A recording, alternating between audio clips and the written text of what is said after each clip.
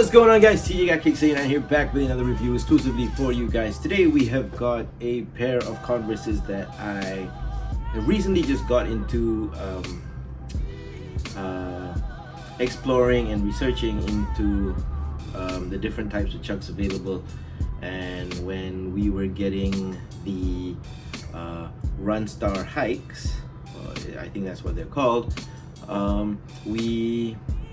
I found out that there are two different types of chucks basically. So I now today know that there is a Chuck 70 which is built exactly as close as they could to the original specifications of Converse Chuck Taylors that was used for basketball and performance sports back in the early 70s. So this is the box that it comes in. It's an orange box, and I believe Converse uses this box purely for the 70s line. So the 70s highs, the 70s lows, all come in this box. I have seen other types of Chuck Taylor renditions come in this orange style box as well. But as far as I'm concerned, it's exclusive packaging for the Chuck 70s highs and lows. Just to put into context that this is an authentic pair from Converse Malaysia.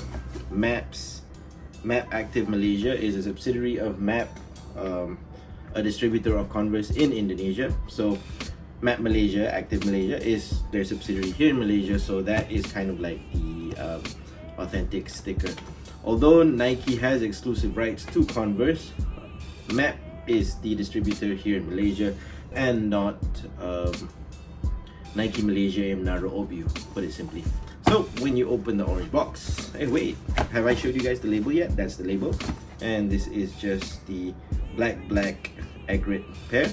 Style code is 1916 2050C, just over there. And what's interesting about Converse boxes is that they all come with the image of the shoe on the label, so you don't have to print it out and stick it yourself if you're using your boxes for storage. So let's get to the shoes. So this is the shoes.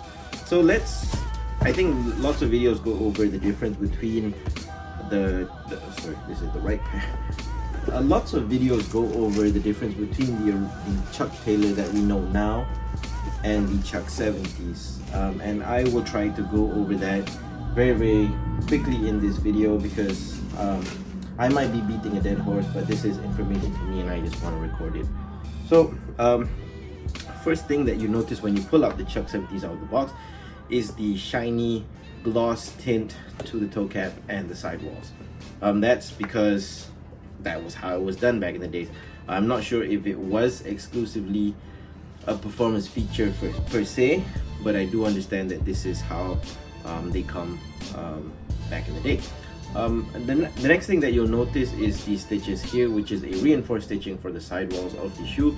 Inside there is actually no leather patch, but back in the day there was a patch behind there. I assume it's probably in the lining of that yellow lining. Probably if you rip it apart and you see there is another piece of fabric stitched underneath that line, just right there.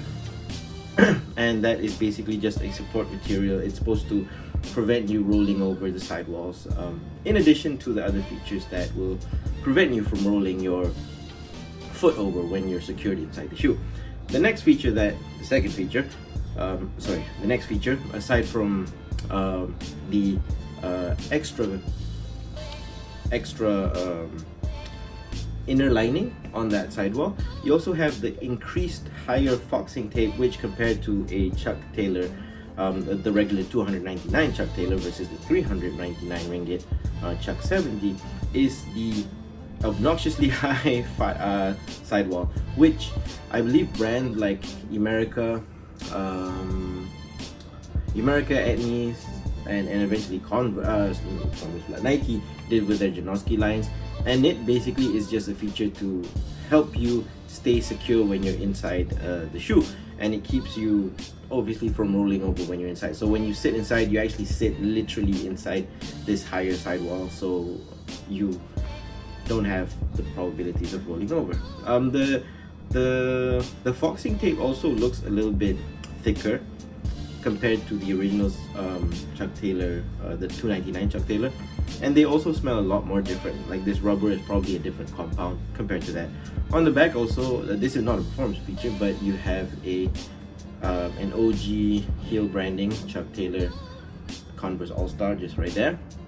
The other performance feature that is supposed to keep you strapped in and secure on in the shoe is actually the thicker canvas that they use. This feels like it's a lot more heavier built and much more lesser flimsy compared to the 299 ringgit Chuck Taylor, and this is the reason why I opted for this than the 299 one.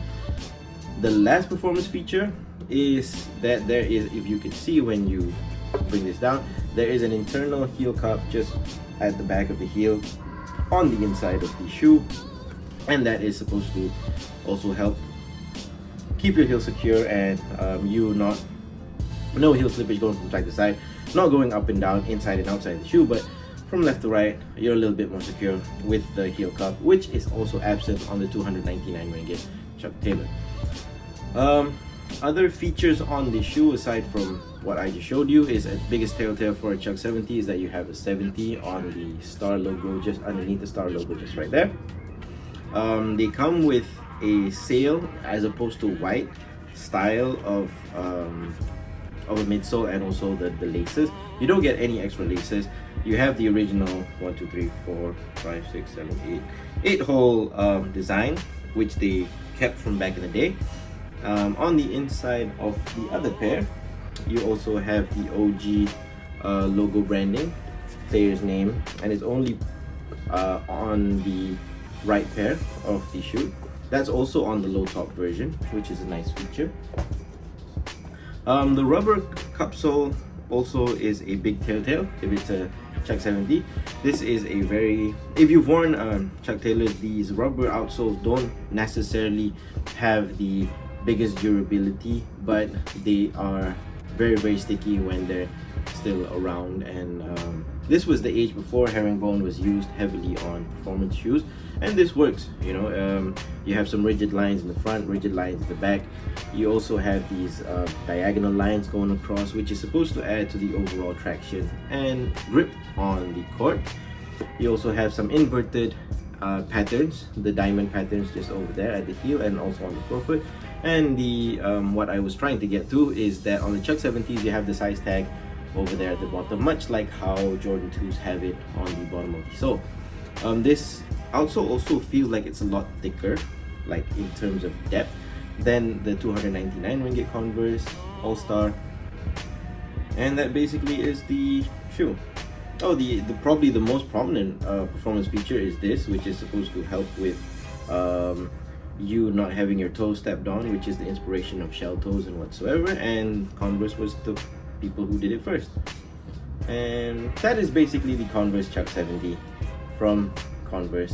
Got this from Converse Malaysia, again on Shopee actually, for a really good price of 129 after using my coin. So sometimes they have those vouchers, and I just well, whatever. 129 for a pair of Chuck 70s, brand new, in box and authentic, and that's a steal. TJ got Kicks 89, the Chuck Taylor 70 from Converse. See you guys in the next one. Peace. Oh, this side.